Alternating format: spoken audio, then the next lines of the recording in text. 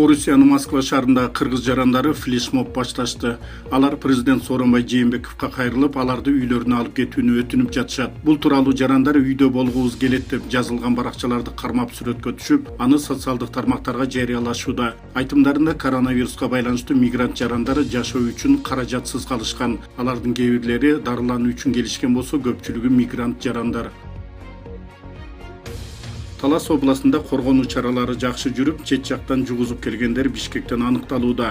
Бул туурасында саламаттык сактоо министринин орун басары Нурболот Үсөнбаев билдирди. Айтымында көп учурда облустун тургундары Бишкектен обсервацияга алынып, эгер коронавирус аныкталса, бул жакта кармап калууга жетишкен. Экинчиден, алар талаптарды так аткарганга аракет кылып, катуу көзөмөл жүргүзүштү. Белгилей кетсек, азыркы тапта өлкөнүн 6 област, 4 шаарында илдетке кабылгандар тастыкталган. Талас областында гана бир да учур катталган эмес.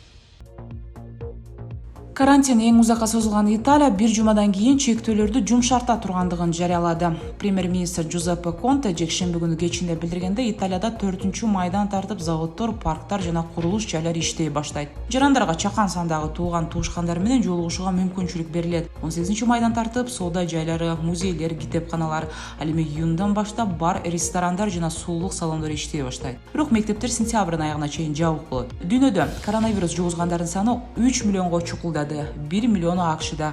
Вируска чалдыккандардын саны боюнча дүйнөдө АКШдан кийинки экинчи сапта турган Испанияда вирустун жайылышы басаңдап бараткандыгы айтылууда.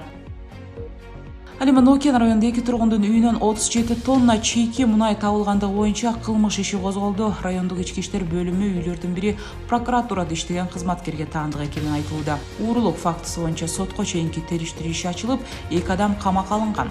Азаттык жазган маалыматка караганда, Момбеков айылынын тургуну Канычбек Тургунбаев Hyundai Porter менен желим идиштерде мунайды уурдап ташыганын билдирген. Ал кыргыз мунай газ чыгарган мунайдын килограммын кышында 2 сом, жазында 1 сом 7 тыйындан Кара-Балтыдагы мунайды кайра иштетүүчү базага ташып турчу.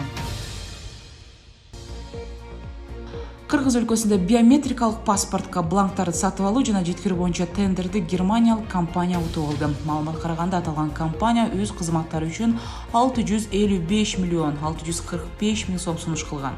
Мекеме биометрикалык паспорт чыгарууга 973 миллион сомдон ашык каражат бөлүүгө даяр экендигин билдирген. Эске сала кетсек, Мülbauer ID Service германиялык компаниясы жалпы жарандык паспорттун биометрикалык түрүн чыгаруу боюнча тендерге мындан 2 жыл мурун дагы катышкан.